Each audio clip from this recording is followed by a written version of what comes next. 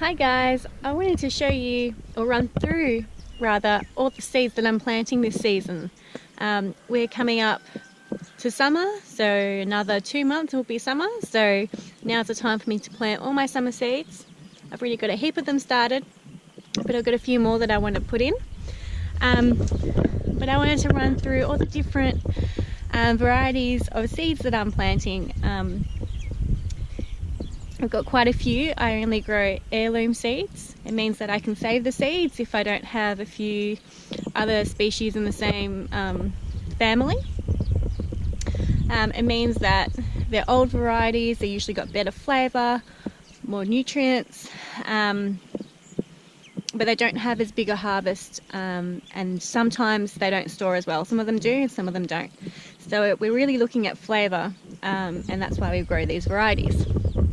So I've got a heap of different melons. I've got rock melons, honeydew, watermelons. I've never had the space to grow that many varieties, and I've never had any luck, to tell you the truth. But I'm hoping with my access to water and space, which was my biggest issue back in our suburban house, I'll be able to get a harvest. I've got a heap of different pumpkins. I've got Dutch crookneck, butternuts, another Australian heirloom variety, I can't remember the name, Queensland blue, a few others. But what I'm really excited about is my Big Max pumpkin, and they can grow to 200 kilos each, and the flesh is edible. Not all show pumpkins are edible, but these ones are, but they haven't sprouted yet, so I'm a little bit nervous. I would have expected them to sprout by now. They are bigger seeds, so maybe they take a little bit longer, but I usually find that my really big seeds, they sprout first. Okay, what else do we have? I've got a heap of capsicums and eggplant and tomatoes. I've got a mixed variety of eggplants and a heap of different varieties of tomatoes. A lot of purple varieties, a lot of beefsteak varieties. We love beefsteak, they're great for eating, and I like to preserve them too. I have a whole packet of artichokes. Now these are the globe artichokes. I used to only have one, and I used to get one head at a time, and that sucked because I couldn't be bothered cooking one head. So I sowed the entire packet, so I've got about 20 or 25 plants, which I'll plant as a bit of a row or a hedge, and that way hopefully I get 25 at a time and I can either preserve them or cook them. I've got a heap of herbs. I planted a heap of parsley and coriander seeds because I use them most. I've got some dill, some basil, but I want to add some more basil because we use a lot of that too when it's in season. What else? We've got some wormwood, and that's to treat the chickens and all the other animals. It's great as a natural insecticide, basically. I've got a lot of flowering plants. Things that will provide food for the bees. So I've got like lavender, borage, echinacea. I'm sure I've got more. I've got some chamomile and yeah, all that sort of stuff. So that's pretty cool. I've got a heap of different squashes. So I've got zucchinis, black, white and yellow. I've also got the trombonico zucchinis. What else do we have? I've got a heap of onions in the ground and a heap of carrots in the ground. We use a lot of those, a lot of lettuce, a lot of spinach. I've got silver beet going in. I've got a heap of beetroot as well, golden and I think it's called bull's blood, but it's the really purpley one. I've got tomatillo. I've never tried them before, but I'm super excited. And I've got seeds for Cape gooseberry, which are the dried when you dry them, they're the Inca berries, and my kids love those. I've got 200 seeds of those, so I'm going to try and sow them all, just because they're a forever plant, or they're not forever, sorry. The plant kind of lasts a couple of years, and I figure if I don't plant all the seeds now, they're going to go off, and I can harvest more seeds as the fruit ripens.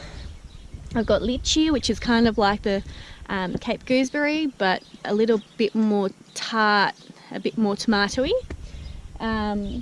I've got celery, I've got kale, I've got cabbages and broccoli, all different varieties. I've got heaps and heaps of cucumbers, little ones that are like gherkins that haven't been pickled yet, but they taste like they have been. I've got pickling cucumbers, I've got regular cucumbers. What else do we have? I've got some asparagus seeds, and I've got another variety as well. So I've got a purple and I've got a green. What else do we have in here?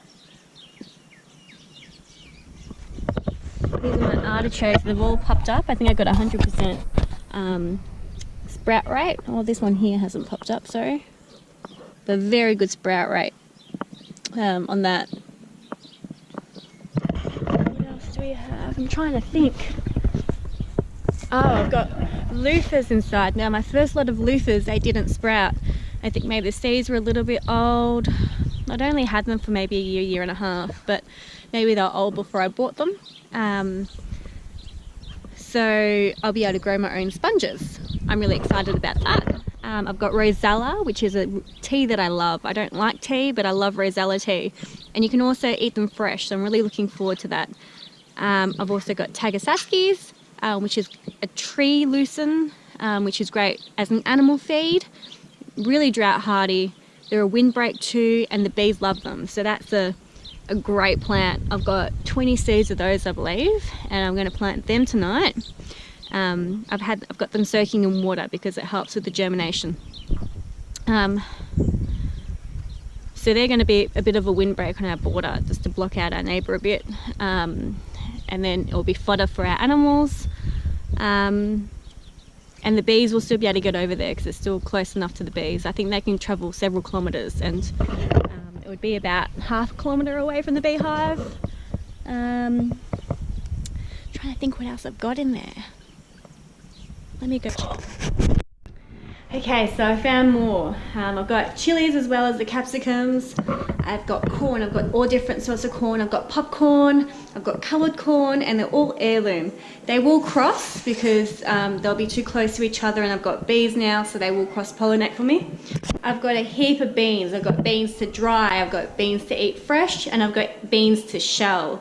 So I'm really looking forward to trying all those different varieties. I've also got peas. Shelling peas and snow peas. The kids love those, and they always get really excited about eating those. And it's really good that they can forage in the garden, find something great, nutritious to eat, and then they can snack on that. And you know, it's all organic, so there's no real issue. I'm trying to see what else I've got. And I've also got sunflowers. So they're for us to snack on, they're for the chickens, to feed on as well. So we've got a real mix. I'm growing a little bit of everything. I'm really excited to see what does well in this climate. So it's all new, all a big experiment to see what grows really well here. And just growing enough to feed my family and preserve. I'm really looking forward to seeing how much I can produce and how much I can preserve, and how I can get creative with preserving all the food, so that we can be with all our homegrown produce all through winter. I'm really, really excited about that. A little bit daunted, but mainly excited. I'll see you guys tomorrow, where I'm going to recandle my chicken eggs to see how many are fertile. I had 70 last time, so it'll be good to see which ones have further development. And then I'll get rid of all the eggs that aren't fertile. I'll give them to the pigs to eat. I've got at least 16 that aren't fertile, which isn't too bad out of 96. So I'll give them to the pigs to eat, and I'll keep tracking the development of my eggs. I'll see you guys tomorrow.